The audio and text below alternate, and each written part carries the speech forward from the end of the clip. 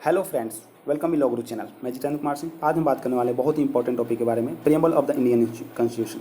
दोस्तों, भारतीय संविधान की प्रस्तावना के बारे में हम आज देखने वाले हैं। भारतीय संविधान की प्रस्तावना से रिलेटेड हर एक क्वेश्चन को आप इस लेक्चर में देख सकते हैं। दोस्तों, जैसे कि आप सभी जानते हैं कि भारतीय संविधान दुनिया का सबसे विशाल लिखित संविधान है। इसे बनाने में 2 साल 11 महीना 18 दिन लगा था। भारतीय संविधान की प्रस्तावना जो है अमेरिका से लिया गया है। ये आप देख सकते हैं, ये जो है अमेरिका के संविधान की प्रस्तावना है, जिससे भारतीय संविधान की प्रस्तावना को लिया गया था। प्रीएम्बल जो है यानी कि प्रस्तावना, इसको उद्देशिका भी बोला जाता है। प्रीएम्बल कॉन्स्टिट्यूशन का बैकबोन कहा गया है। प्रीएम्बल जो है एक लैटिन वर्ड प्रीएम्बलस से लिया गया है, जिसका अर्थ होता है टू गो बिफोर। प्रीएम्बल जो है कोई भी एक्ट या लेजिस्लेशन के इंट्रोडक्टरी स्टेटमेंट के जैसा है, जो डिफाइन करता है purpose, philosophy, principle, ideas, uses and objectives. Preamble को ड्राफ्ट किसने किया? ड्राफ्ट पंडित जवाहरलाल नेहरू ने किए हैं, और इनको फादर ऑफ द प्रीएम्बल भी कहा जाता है। ठीक है दोस्तों। कैबिनेट मिशन योजना के तहत 1946 ईस्वी में संविधान सभा का गठन कर दिया गया था। गठन के 4 दिन बाद यानी 13 दिसंबर 1946 ईस्वी को पंडित जवाहरलाल नेहरू ने कॉन्स्टिट्यूएंट असेंबली के सामने अपना ऑब्जेक्टिव रिजोल्यूशन को प्रस्तुत किया। यही ऑब्जेक्टिव रिजोल्यूशन 22 जून 1947 ईस्वी को अंगीकृत कर लिया गया, यानी कि स्वीकार कर लिया गया। ठीक है दोस्तों। और उसी को हम आज भारतीय संविधान की प्रस्तावना कहते हैं।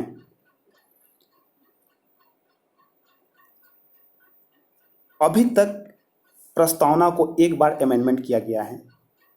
वो किया गया था 42वां संविधान संशोधन अधिनियम के तहत 1976 ईस्वी में किया गया था। और इस संशोधन के तहत 3 वर्ड ऐड किया गया था: सोशलिस्ट, सेकुलर और इंटीग्रिटी। ये 3 वर्ड ऐड किया गया था। इसके अलावा संविधान में बहुत सारे चीज़ अमेंडमेंट किए गए थे। इसीलिए 42वां संविधान संशोधन अधिनियम को मिनी कॉन्स्टिट्यूशन भी कहा जाता है। प्रस्तावना को भारतीय संविधान का इंट्रोडक्शन लेटर भी कहा जाता है। इट मीन्स कोई भी प्रस्तावना देखेगा तो वो समझ जाएगा कि भारतीय संविधान के अंतर्गत क्या है। इसको इंट्रोडक्शन लेटर भी कहा जाता है। ठीक है दोस्तों। एक क्वेश्चन आता है कि प्रीएम्बल कॉन्स्टिट्यूशन का पार्ट है कि नहीं है। दोस्तों, सुप्रीम कोर्ट ने 1960 के केस एक देखते हैं, बेरुवरी यूनियन केस। इसके अंतर्गत सुप्रीम कोर्ट ने कहा था कि the preamble is not a part of the constitution. ये जो है संविधान का पार्ट नहीं है, इसको अलग रखा गया था। लेकिन केशवानंद भारती केस में 1973 ईस्वी में इसके बारे में सुप्रीम कोर्ट ने कहा, ओवरटर्न कर दिया और कहा कि नहीं, ये जो है प्रीएम्बल कॉन्स्टिट्यूशन का एक पार्ट है और इसको भी अमेंडमेंट किया जा सकता है। आर्टिकल 368 के तहत किया जा सकता है, क्योंकि जिस तरह से भारतीय संविधान को एडॉप्ट किया गया था, इनेक्ट किया गया था, उसी तरह से इस प्रीएम्बल को भी किया गया था। तो इसका भी संशोधन, इसका भी अमेंडमेंट किया जा सकता है, लेकिन आर्टिकल 368 के द्वारा ही किया जा सकता है। ठीक है दोस्तों। तो आर्टिकल 368 क्या होता है? ये होता है power of the parliament. Parliament चाहेगी तो अमेंडमेंट कर सकती है, लेकिन एक चीज़ ध्यान देना है इसमें कि बेसिक स्ट्रक्चर को चेंज नहीं कर सकती। ठीक है दोस्तों। बेसिक स्ट्रक्चर को चेंज किए बिना अमेंडमेंट किया जा सकता है। जैसे 42वां संविधान संशोधन अधिनियम के तहत चेंज किया गया था, तो इससे क्या हुआ कि संविधान का जो प्रस्तावना था वो और इफ़ेक्टिव हुआ। तो ऐसे कर सकती है, ना कि उसके बेसिक स्ट्रक्चर को चेंज करके। ठीक है दोस्तों, भारतीय संविधान की प्रस्तावना क्या है? हम भारत के लोग भारत को एक संपूर्ण प्रभुत्व संपन्न समाजवादी धर्मनिरपेक्ष या पंथ निरपेक्ष लोकतंत्रात्मक गणराज्य बनाने के लिए तथा उसके समस्त नागरिकों को सामाजिक, आर्थिक और राजनीतिक न्याय, विचार, अभिव्यक्ति, विश्वास, धर्म और उपासना की स्वतंत्रता, प्रतिष्ठा और अवसर की समता प्राप्त करने के लिए तथा उन सब में व्यक्ति की गरिमा और राष्ट्र की एकता और अखंडता सुनिश्चित करने वाली बंधुता बढ़ाने के लिए दृढ़ संकल्प होकर अपनी इस संविधान सभा में आज तारीख 26 नवंबर 1949 ईस्वी को एतद द्वारा इस संविधान को अंगीकृत, अधिनियमित और आत्मार्पित करते हैं। ठीक है दोस्तों, ये जो है भारत संविधान की प्रस्तावना है। इससे बहुत सारा क्वेश्चन आता है, जैसे भारतीय संविधान की प्रस्तावना पहला लाइन क्या है या क्या चीज़ से स्टार्टिंग है, तो हमें जानना चाहिए हम भारत के लोग से स्टार्ट है। ठीक है दोस्तों, कभी कभी ऐसे भी पूछा जाता है कि भारतीय संविधान की प्रस्तावना का लास्ट लाइन क्या है, तो लास्ट लाइन पर भी हमें ध्यान देना चाहिए कि 26 नवंबर 1949 ईस्वी को एतद द्वारा इस संविधान को अंगीकृत, अधिनियमित और आत्मार्पित करते हैं। और कभी कभी ये भी पूछा जाता है कि 42वां संविधान संशोधन अधिनियम के तहत जो समाजवादी पंथ निरपेक्ष रखा गया है, किसके बीच में रखा गया है। ठीक है दोस्तों, तो आप इन सब चीज़ को देख लीजिएगा। प्रस्तावना का अर्थ, इसका अर्थ क्या है दोस्तों? इसका सोर्स है जैसे हम भारत के लोग, यानी कि भारत के नागरिक जो हैं, भारत के जो लोग हैं, वही सोर्स हैं। वो उन्होंने ही बनाया है और वो अपने लिए ही बनाए हैं। ठीक है दोस्तों, यानी कि इस पर कोई भारत का संविधान बनाने के लिए ऐसा नहीं है कि कोई के द्वारा फोर्सफुली बनाया गया। ये भारत के लोगों के द्वारा बनाया गया है, भारत के लोगों के लिए ही बनाया गया है।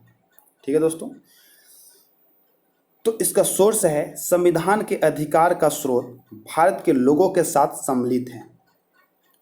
इसका नेचर, प्रस्तावना भारत को समाजवादी, धर्मनिरपेक्ष, लोकतांत्रिक और गणराज्य राष्ट्र है के रूप में प्रदर्शित करती है। इसका ऑब्जेक्टिव क्या है, ये किस लिए बनाया गया है? इसका ऑब्जेक्टिव है कि संविधान में प्रस्तावना नागरिकों के लिए न्याय, स्वतंत्रता, समानता को सुरक्षित करती है तथा राष्ट्र की एकता और अखंडता को बनाए रखने के लिए भाईचारे को प्रोत्साहित करती है। और उसके बाद डेट का मेंशन किया गया है, जैसे तिथि 29 नवंबर 1949 का उल्लेख किया गया है, जिससे कि भारत को इससे पहले स्वतंत्रता के लिए किए गए संघर्ष का स्मरण करता है। ठीक है दोस्तों, ये है प्रस्तावना का उल्लेख। प्रस्तावना के अंतर्गत कुछ इम्पोर्टेंट वर्ड हैं जिसके बारे में देख लेते हैं। संप्रभुता। संप्रभुता क्या है? संप्रभुता का अर्थ होता है भारत किसी भी विदेशी और आंतरिक शक्ति के नियंत्रण के पूर्णतः मुक्त संप्रभुता संपन्न राष्ट्र है। यानी कि यहाँ पर किसी का भी दबाव नहीं चलेगा। भारत एक स्वतंत्र राष्ट्र है, वो अपना डिसीजन खुद ले सकता है। भारत को अपनी सीमाओं के अंदर कानून बनाने का भी अधिकार है। ठीक है दोस्तों, समाजवादी। समाजवादी यह सब 1976 ईस्वी में जोड़ा गया था, 42वें संशोधन अधिनियम के तहत जोड़ा गया था। भारत ने लोकतांत्रिक समाजवाद को अपनाया है। इसका लक्ष्य है गरीबी, अज्ञानता, बीमारी और अवसर की असमानता को समाप्त करना है। यानी कि इनके बीच में जो भी असमानताएं हैं उसको समाप्त करके सबको इक्वल देखना है। ठीक है दोस्तों, धर्मनिरपेक्ष, इस शब्द को भी 1976 ईस्वी में 42वें संविधान संशोधन अधिनियम के तहत जोड़ा गया था। इसका अर्थ है कि भारत में सभी धर्म को राज्यों से समानता, सुरक्षा और समर्थन प्राप्त करने का बराबर अधिकार है। यानी कि यहाँ पर जो भी रिलीजन के लोग हैं वो अपना प्रैक्टिस कर सकते हैं, वो अपना आज़ादी से उसका निभा सकते हैं। जो चाहेंगे वो लोग अपना धर्म चेंज कर सकते हैं या धर्म एडॉप्ट कर सकते हैं। ठीक है दोस्तों, तो ये सब चीज़ें इसके अंतर्गत मेंशन किया गया है। लोकतांत्रिक, डेमोक्रेसी। डेमो मीन्स होता है पीपुल एंड क्रेसी मीन्स होता है रूल ऑफ द पीपुल, यानी कि जनता के द्वारा शासन जो किया जाता है उसे कहा जाता है लोकतांत्रिक। लोकतांत्रिक शब्द का अर्थ है एक सरकार से है जिसकी स्थापना भारत के वयस्क नागरिकों के मतदान के द्वारा चुनी जाती है। यानी कि हम सिलेक्ट करते हैं तब जाकर एक सरकार बनती है और उस तरह के जो राज्य हैं, उस तरह के जो देश हैं, उसे ही लोकतांत्रिक देश कहा जाता है। ठीक है दोस्तों, तो लोकतांत्रिक किसे कहते हैं? जो जनता चुनती है और एक सरकार बनाती है। इसका अर्थ सर्वोच्च सत्ता नागरिकों के हाथ में होता है। जब मन करेगा सरकार बनाएगी, जब मन करेगा सरकार को गिरा देगी। ठीक है दोस्तों। गणराज्य, इस शब्द का अर्थ राजनीतिक संप्रभुता एक राजा के बजाय लोगों के हाथ में निहित होती है। राज्य का प्रमुख प्रत्यक्ष या अप्रत्यक्ष रूप से लोगों द्वारा चुना जाता है। यानी कि राजा के बेटा राजा नहीं चल सकता।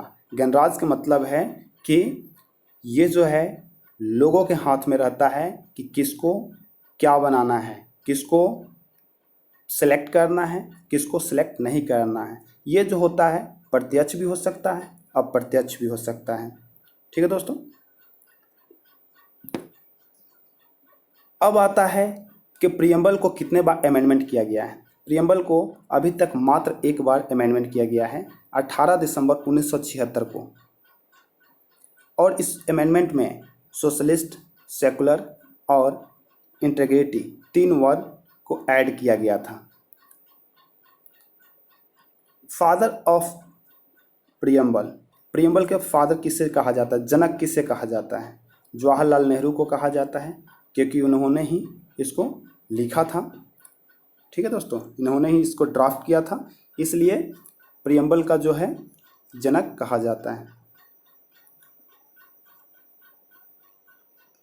अब पूछा जा रहा है कि क्या प्रियम्बल को अमेंडमेंट किया जा सकता है? अमेंड किया जा सकता है, बिल्कुल किया जा सकता है, लेकिन एक ध्यान में रखते हुए कि उसका बेसिक स्ट्रक्चर को चेंज नहीं कर सकते। बेसिक स्ट्रक्चर हो जैसे कि तैसे ही रहेगा, लेकिन उसमें अमेंडमेंट किया जा सकता है, वो भी according to article 368 of the Indian constitution. 368 क्या होता है आपको जैसे बता चुका हूँ कि ये पावर ऑफ द पार्लियामेंट को पावर दिया गया है कि उस बेसिस पर चाहे तो अमेंडमेंट कर सकते हैं। Who said preamble is the key or heart और सोल ऑफ कॉन्स्टिट्यूशन? दोस्तों, संविधान का की या हार्ट या सोल प्रस्तावना को कहा जाता है। किसने कहा है? ये जो है ठाकुरदास भार्गव जी ने बोले हैं कि संविधान का जो हार्ट है या की है या सोल है जो प्रस्तावना है, क्योंकि प्रस्तावना देखकर ही आप डिसाइड कर सकते हैं कि कॉन्स्टिट्यूशन के अंतर्गत क्या होगा, किस तरह की संविधान है। ठीक है दोस्तों, अगर आपको कोई डाउट है तो आप कमेंट सेशन में कमेंट कर सकते हैं। Thanks for watching.